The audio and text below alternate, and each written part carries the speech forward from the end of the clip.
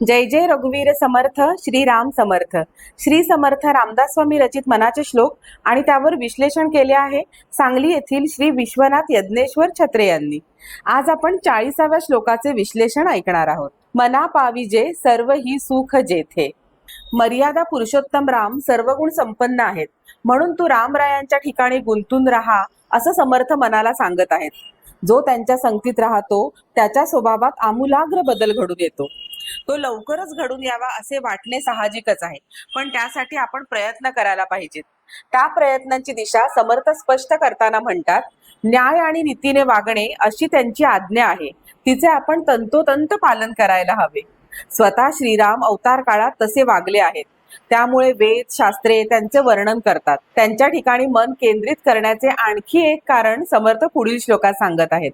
मना पाविजे सर्व ही सुख जेथे, अति आदरे ठेविजे लक्ष तेथे.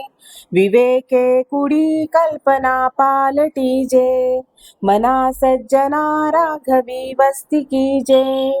जय जय रघुवीर समर्थ.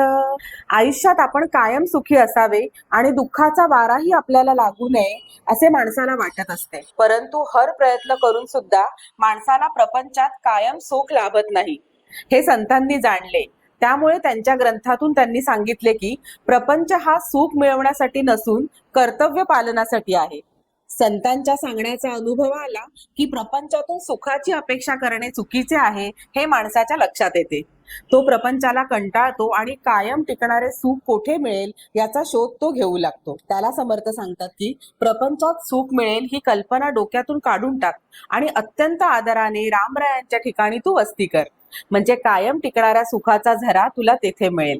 हे समर्थ खात्रीपूर्वक सांगत आहेत, कारण रामराय स्वतः सुख स्वरूप असल्याने त्यांच्या ठिकाणी दुःखाचा लवलेशही नव्हता.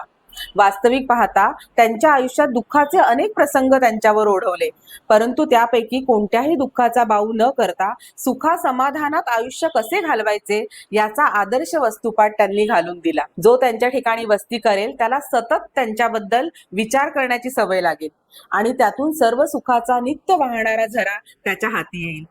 हे सीतामाईंना माहीत होते. जेव्हा रामराय वनात जायला निघाले तेव्हा ते त्यांना म्हणाले, तू इथेच राहा, वनातले कष्ट तुला सोसणार नाहीत. वनात जायची आज्ञा फक्त मलाच झाली आहे. त्यावर सीतामाई म्हणाल्या, रामा, तुझ्याशिवाय सर्व सुखे कष्टमय आहेत आणि तुझ्या बरोबर असताना सर्व दुःखे सुखमय आहेत, तेव्हा मी वनात येणारच. रामाच्या सान्निध्यात राहण्याचे महत्व येथे लक्षात येते. जय जय रघुवीर समर्थ.